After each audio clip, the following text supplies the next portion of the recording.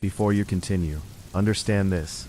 What you're about to hear isn't a story meant to entertain you. It's a warning. These are the last clean words I can put together while I'm still sure they're mine. If you've ever trusted someone too quickly, if you've ever let a stranger feel familiar, then you need to listen carefully. I'm writing this because I don't think I'm going to get another clean chance. If you're reading this late at night, alone, I need you to stop for a second and listen to the room you're in. Not the obvious sounds, the refrigerator hum, traffic outside, your phone buzzing, but the gaps between them. That's where it starts. That's where I missed it. I didn't know her name was Carmilla at first. That came later, after things had already crossed a line I can't uncross. After I realized something had been taken from me that I can't explain to the police, a doctor, or even myself without sounding insane. I want to be clear about something right now. Nothing supernatural happened. No monsters, no magic, nothing that couldn't exist in the real world. That's what makes this worse. That's what keeps me awake. People like her don't need fangs or shadows. They just need time. I'm not writing this for sympathy. I'm writing it because whatever Carmilla is doing didn't end with me. And if I don't put this down somewhere public, somewhere permanent, then I'm complicit in what comes next. If you've ever felt watched in a room you locked yourself in, if you've ever felt someone learning you faster than you offered yourself, you'll understand why my hands won't stop shaking as I type this. I met her in a place so normal, it makes me sick to think about it now. At the time, I was living alone in a small rental house just outside of Portland. Nothing fancy. 2 bedrooms, 1 bath, thin walls, old wood floors that popped when the temperature changed. It smelled faintly of dust and pine cleaner, no matter how often I mopped.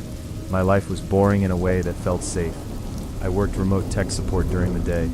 Nights were frozen dinners, podcasts, and falling asleep on the couch with the TV still on. I didn't date much. I didn't go out much. I liked predictability. Carmilla showed up at the coffee shop I went to every Saturday morning. Same place, same order. Black coffee, no sugar. I'd sit by the window, headphones on, pretending I wasn't people watching. She sat across from me without asking. That alone should have bothered me, but it didn't. She had that kind of presence, calm, unhurried, like she already knew the answer to any objection before it was spoken. "You always sit here," she said casually, like it was an observation she'd made over time. I took my headphones off and laughed awkwardly. "Guess I'm predictable." She smiled, but it didn't reach her eyes. Not in a dramatic way.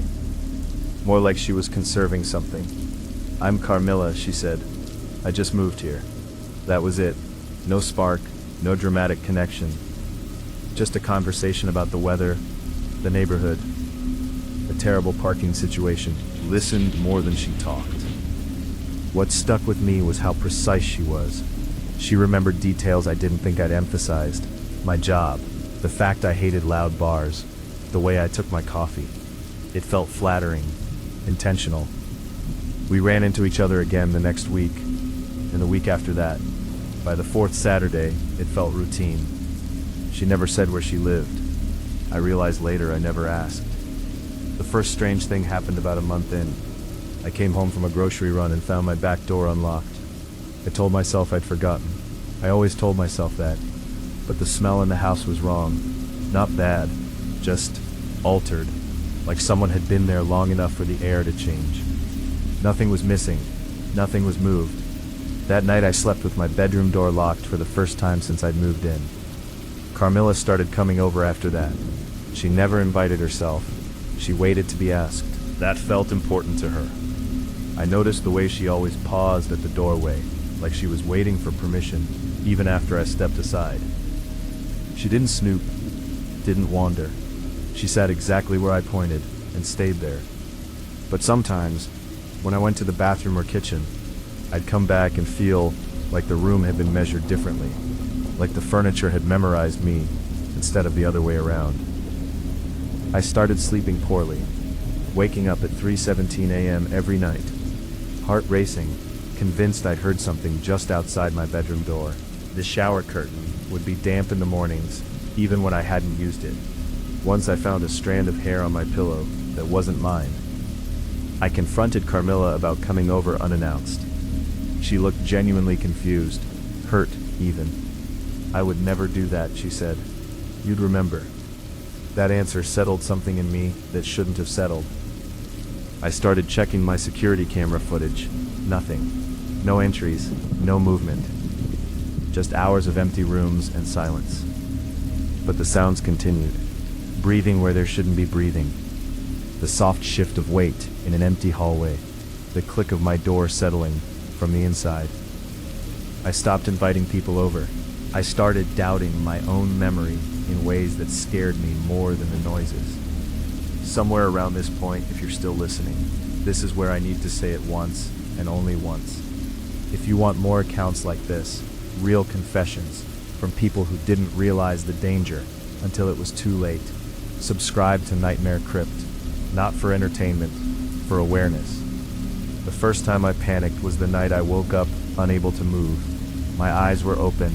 The room was dark, familiar, wrong. Someone was sitting on the edge of my bed. I didn't need to. I knew it was Carmilla by the way the mattress dipped, by the way the air changed, by the certainty in my chest that resistance was no longer an option. She didn't touch me. She leaned close enough that I could feel her breath and whispered, "You're finally quiet enough." When I screamed, nothing came out. When I woke up, the indentation on the mattress was still there. I tried to cut contact after that. She didn't argue. She didn't beg. She just nodded like she'd expected it. "You'll understand soon," she said. "Everyone does." That was the last normal sentence she ever spoke to me. I don't have the space or the time to finish this in one sitting. My hands are cramping, and I keep checking the doorway even though I locked it. If you're reading this and thinking this couldn't happen to you, that's exactly what I thought. I'm going to continue while I still can. I don't know how long I sat there after writing that last line. My hands were numb. My jaw hurt from being clenched so hard. I kept expecting to hear movement behind me, fabric shifting, bare feet on wood, but the house stayed quiet in that heavy, intentional way that feels staged. I didn't sleep that night.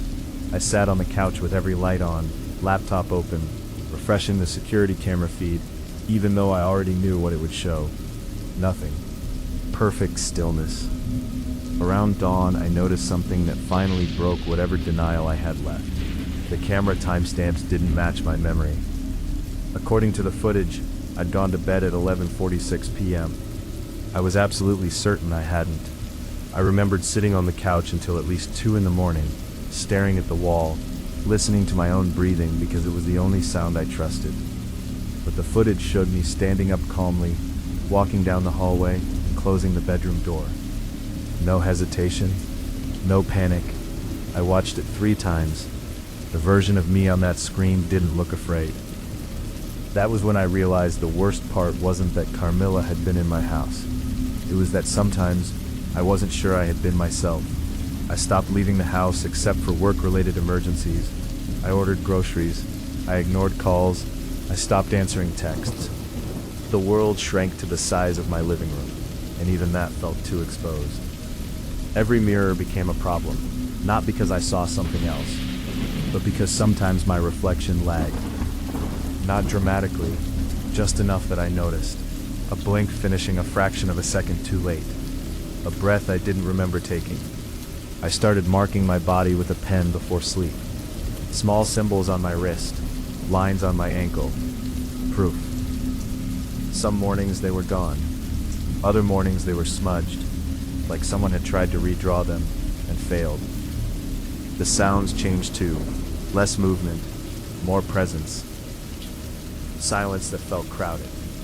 One afternoon while I was working at my desk, I heard my name from the kitchen, not shouted, not whispered, just spoken at normal volume, like someone calling out to see if I was home. I didn't respond. I didn't move. I watched the hallway in the reflection of my monitor, heart pounding so hard I thought I might pass out. After a full minute, the voice spoke again. "I know you're awake." It wasn't Carmilla's voice exactly. It sounded like me, trying to sound like her. That was the moment I realized I was no longer dealing with someone who needed my attention. I was dealing with something that was practicing being me. I tried to leave. I packed a bag with shaking hands, laptop, charger, clothes I grabbed without thinking. I didn't bother locking anything. I just wanted distance, air, witnesses. The front door wouldn't open. The lock turned. The handle moved. The door stayed shut. I pulled harder, panic surging. And that's when I noticed the pressure on the other side, not resistance. Wait. Someone leaning against it, listening. I backed away slowly. From the hallway came a soft laugh. Not mocking, pleased. You always rush at the wrong part, Carmilla said from somewhere inside the house. That's why this hurts. I ran to the bathroom and locked myself inside, sliding down against the tub. I don't know how long I sat there. Minutes, hours. At some point I realized the house was breathing. Not metaphorically. The vents exhaled in rhythm. The walls creaked in patterns. The floor vibrated faintly beneath me, like a pulse. I covered my ears and squeezed my eyes shut, but that only made it worse, because that's when I felt it. A hand on my shoulder. I screamed. This time the sound came out. I woke up on the floor of my bedroom. The lights were off. The air was cold. My throat was raw. And Carmilla was standing at the foot of the bed. Fully visible, fully real. She looked normal.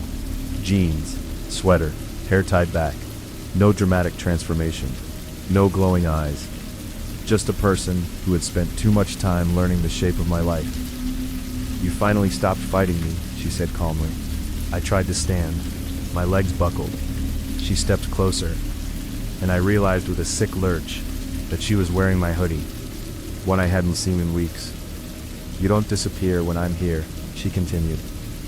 You get quieter. That's different. I told her to leave. She smiled sadly. That's not how this works. She reached out and pressed 2 fingers against my chest, right over my heart. I don't take people, she said. I replace the parts that hurt until there's nothing left to resist. Something snapped inside me then.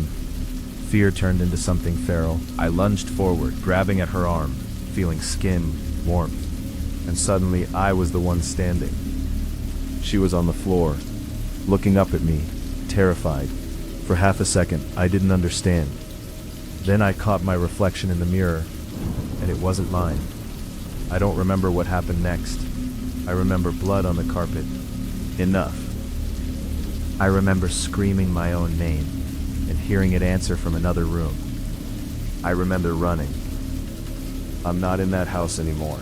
I'm writing this from a motel 3 states away, using cash, using public Wi-Fi, changing locations every night. But it didn't end there. Sometimes when I look at my hands, they don't feel like they belong to me. Sometimes I catch myself thinking thoughts that feel rehearsed, and sometimes when I close my eyes, I can feel someone waiting patiently for me to slip again. I don't know if Carmilla is gone. I don't know if I am. That's why I'm posting this now, while I can still recognize the fear as mine. If you meet someone who learns you too quickly, if someone feels familiar before they feel safe, if you start losing time and calling it stress, leave. Don't wait to understand. Because once they're quiet enough inside you, they don't need permission anymore.